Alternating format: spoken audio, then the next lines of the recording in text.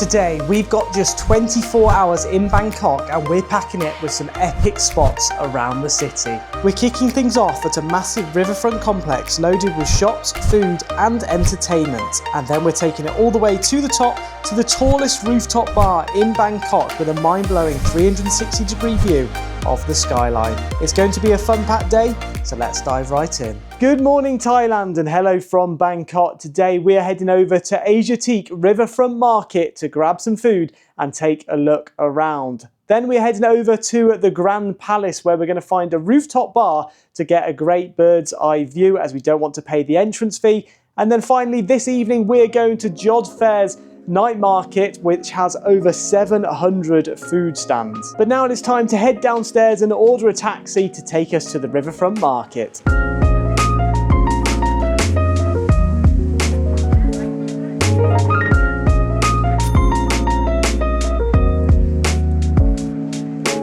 This is the entrance to the Asiatique Riverfront Market, home to over 1,500 shops and boutiques, so it is huge. And we don't really know what it is, to be honest. It's kind of like giving us Disney vibes again, especially with the train here right at the front with what looks like Mickey Mouse face and ears. But yeah, we're going to take a look around and see what there is. So we've just seen a map where it says there are 10 different warehouses, and we're just looking around in this first warehouse. It looks like there's a theatre of some sort and they play Siam Fantasy, so not too sure what that is. And then we're currently now walking through a Disney shop, so it's got loads of Pixar stuff, it's got Mickey Mouse, Minnie Mouse, it's got Toy Story from Pixar too, so it's like a mixture of Disney Pixar. It's probably like a kid's dream in here right now. It's got people like Buzz Lightyear, Casper the Ghost, pretty cool.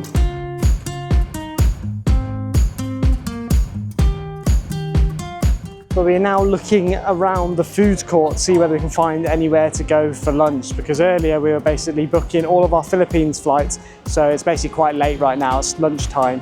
But there are plenty of choices for food. So you've got Epia restaurant, Aloha restaurant.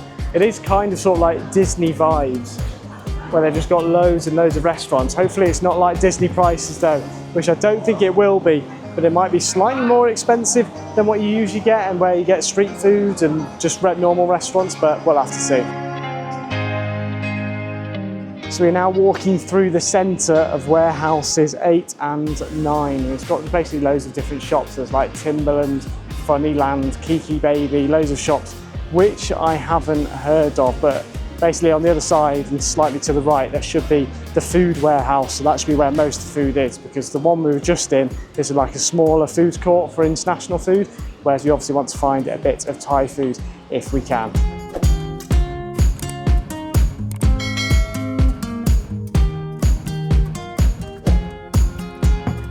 And finally we have found Warehouse 7, which is kind of like one of the hawkers which you get in Singapore. It's got plenty of options all the way around the outside. It's very quiet though, which we are quite surprised about just how quiet it is. But it is currently 36 degrees outside, so we're just happy to be inside with a little bit of air conditioning so it cools off, because I think 36 degrees has actually been the hottest that it has been the whole time that we have been here in Southeast Asia. So for food we went to Chiang Thai, which is just behind us there, one of the stalls around the outside, and we have got 2 fried rice dishes. So Beth has got the vegetable fried rice, fried rice with vegetables in it, and I've got the squid fried rice here. They both look a little bit dry, so we did get some soy sauce too, but I'm going to try it without the soy sauce to begin with, because that's how it would come normally. So just get a little bit of the egg fried rice, bit of squid. Let's see what it's like. That's quite nice actually. It's definitely one of the better fried rices which I've had. It's a bit more moist, it's not as dry as most fried rices. And I think the squid's actually a good addition too, because I've not really had too much seafood, but that tastes pretty good too. Food cost 230 baht. It was actually really nice fried rice to be fair, and that costs around £5 UK money. And now we are walking through the next section, which has lots of shopping. So maybe you can find a souvenir. Beth's already looking for some clothes here, and then they've got other shops further on too. It's kind of like an indoor market. We've now made our way over to the riverfront. There's like loads of cruises and stuff which go on, which would be quite cool to see if we ever came back, but we're not going to be doing that today. And then they're also building just there, you can probably see it's like sort of under construction, but a Jurassic World experience. So that would be really fun to go inside and actually experience first-handedly. However, I feel like this place is more of like a night place, so people come in the evening. And I did look it up and it says it gets busier as it goes on later, so around like sort of 6 p.m. it'll start to pick up and loads of people come down to go for drinks and other things. But right now people are starting to open up things, so we've seen a few shops being opened up and bars and restaurants too, so it'd be much better to come later on. And you do get amazing riverside views from the market.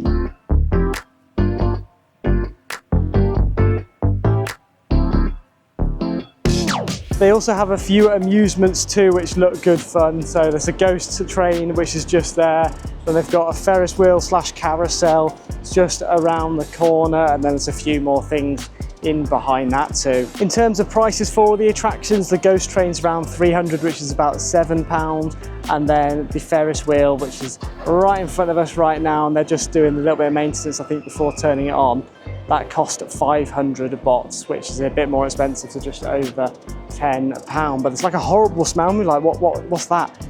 And we just noticed in front of us here is a durian cafe, basically. So everything's made from durian, which is a very foul smelling fruit if you don't know. And they even have imposed fines in some places if you actually are caught having a durian in there, because it makes the place just stink that bad. So these are the durians which I am talking about. So it's like a spiky fruit, kind of like a pineapple, but we're going to try them out on a different day because right now we're a little bit rushed for time. So we're going to get a grab taxi now, which is going to take us over to the rooftop bar so we can take a look over the palace.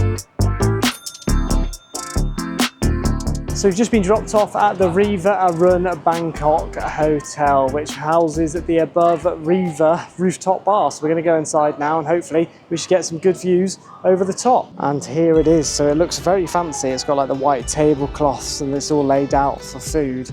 But look at how good the views are. So you actually get views over the river in the distance over there, where it's got like the temple, a few different cruise ships, and then you've got more sort of living accommodation. But then in behind that is where the palace is, and there's a lot of other royal things which are in the same area over there. So you sort of get 360 views all the way around Bangkok. So definitely recommend coming here, although the drinks are slightly more expensive. I'll let you know once our drinks have arrived how much they were. So on the other side you can see obviously that's the main city skyline. You have the Chao Phraya Fort here, which was actually used to protect the capital back in the olden days. Then over here is the Wat Arun, just sticking up there out of the top. So that's pretty cool too. And then as you go further on, there's plenty more temples and other things to see too. There's quite a lot of temples in this area in general, so most people come and see the temples, but we feel a little bit templed out, so we've not decided to do that. And then on this side, you've got plenty more. It's going to be quite hard to point out, but over there is the Wat Phra Chetufon Wimon Mangkalaram. The Grand Palace is over there too, and the Queen Sirikit Museum of Textiles. But there's just loads of stuff to see here in Bangkok. However, one thing we have noticed, which is a bit of a pain, is the travel time. Like to get anywhere, it takes 30 to 40 minutes. It's kind of like London, where it's just that big that it just takes forever to get anywhere. Look at the size of that cargo boat, which is just going past now. I want to be the little boat at the back, which is having to direct it all. We've ordered the pineapple smoothie and a Sprite to drink, which is nice and refreshing. But now we're just going to sit here and enjoy the views, watch the boats go past and try and work out what all the different monuments are.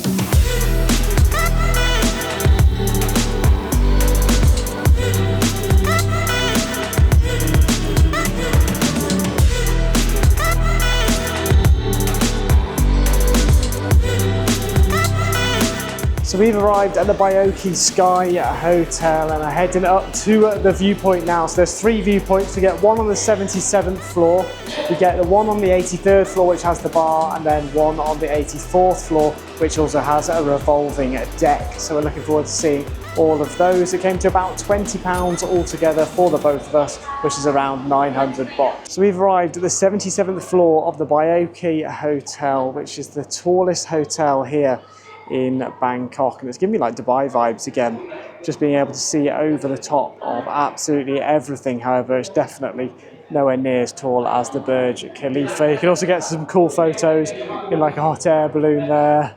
There's a little swing over there too, and for some reason there's some of these lucky sort of arcade games too, where you just spin it and see whether you can win one of these toys. But it is really cool just to be up here, but it is freezing for some reason. And it doesn't smell great either.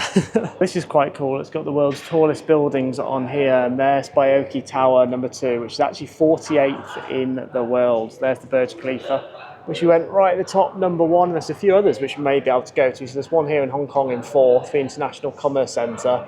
Then the 2 Petronas Towers that we will have to go to too whilst we are in Kuala Lumpur.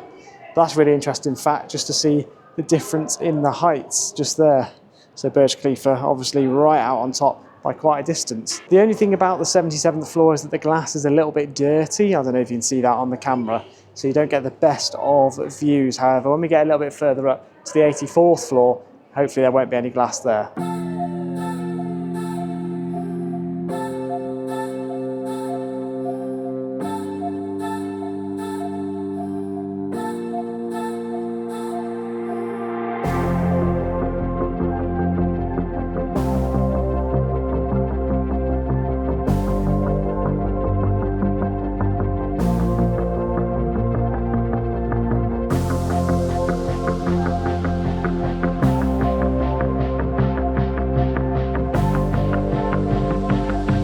And here it is, the 84th floor, the revolving balcony. Look how cool that is. It's amazing just being able to see over the top of Bangkok.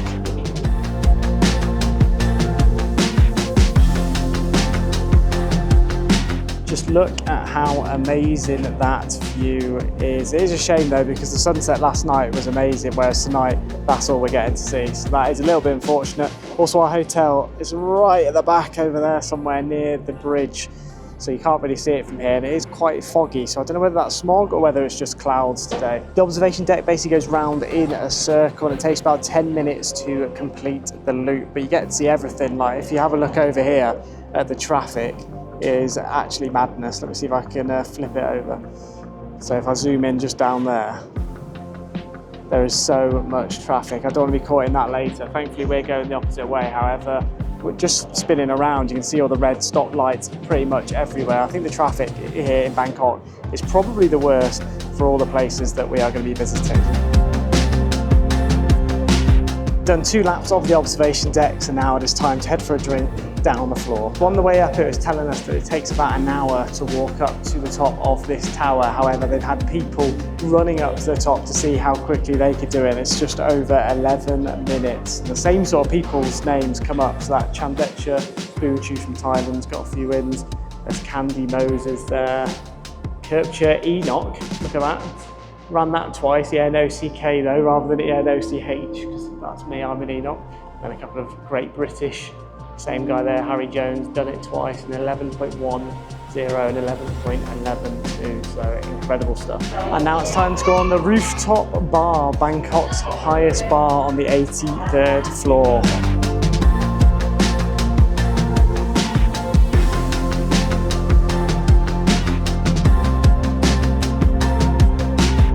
So with the ticket, you also get a free drink here at the Sky Bar. So it's great views over the sides, and obviously it's the same views that we saw from the observation deck. So we've both gone for the Singapore Sling, much cheaper Singapore Slings. We got these for free compared to the $42 ones that we got in Singapore. They taste nice, not quite as good as the traditional Singapore Sling from Singapore raffles, but it is a good substitute. On the way down, we just stopped off on the 18th floor, but look at how cool this is. We only stopped here to go to the toilet, but there's like a sports bar, and you can play golf. I don't know if you can see that on here, but in the background there's like a mini golf course just up on the 18th floor. That's so cool. And then this little bar here where you can get some drinks. There you go, you can see the first hole is literally just there. That's amazing. And finally we've made it to the ground floor. It's a bit of a maze really getting down. We had to get in like 3 separate lifts rather than the one that we took to get up to the top. But we're now going to order a grab taxi and head our way over to Jodd Fairs Night Market. So we're going to go and grab some food there. The traffic is that bad that we're now having to walk towards our grab taxi. It's actually a sort of night market down the side too. It's got some shoes, phone cases, it's got some designer brands there too. But yeah, it's mad just how bad the traffic is, the fact that you actually have to walk towards your grab taxi before you get into it.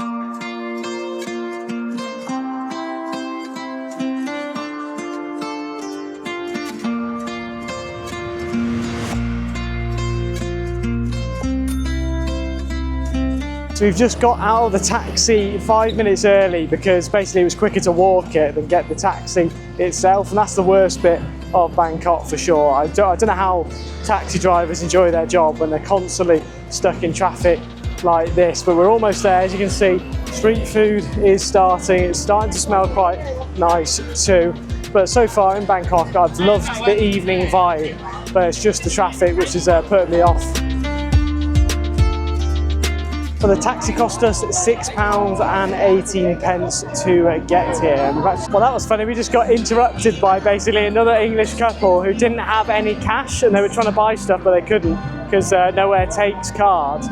So they basically transferred us some money and we've given them some cash in return. So that was quite funny. But this is actually really nice around here. So they've got loads of these little stalls.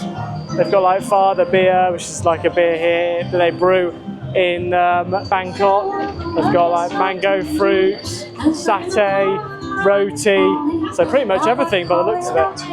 And they've got a seating area down the centre and then a live singer at the end.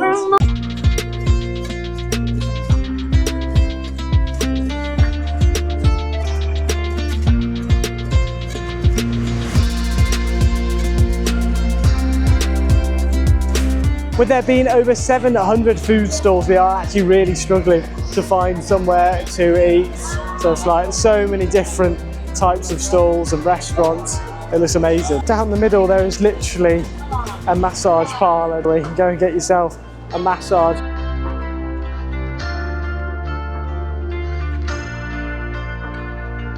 We were looking around for about 10-20 minutes for a restaurant which sold vegan food for Beth, and we finally found one because there seems to be a lot of seafood and barbecue food around here, and I think that's what this night market is known for. But we have ordered 2 separate dishes. So I've got the chicken teriyaki. Not going to lie, it looks a bit basic, but I love the taste of teriyaki sauce, so we'll have to see whether they have done that just as good as the most. And then we've got a curry here too, which Beth has got, which also looks tasty, but she did forget to ask for a little spice, so I am looking forward to her trying that. Maybe I have to try it just to see how bad it is, but let's try some of ours to begin with. We'll get a piece of chicken with the sauce and some rice. Quite a lot of Western food here too. You can get like pizza, burgers, steak, and if I can get the rice on the spoon, the fork even, that would be lovely.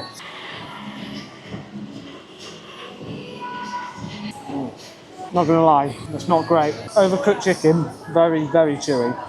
Sauce isn't that nice either, but the rice is fine to be honest. But we'll try a little bit of Beth's curry and see what we think of that. This is where the spice kick hits in. Oh, definitely spicy. It's unusual. Beth is gonna enjoy having that. We also got a 7-Up and a bottle of water too, and it all came to 304, which is around £7, so not too expensive. But I'm not going to lie, I've definitely had better chicken.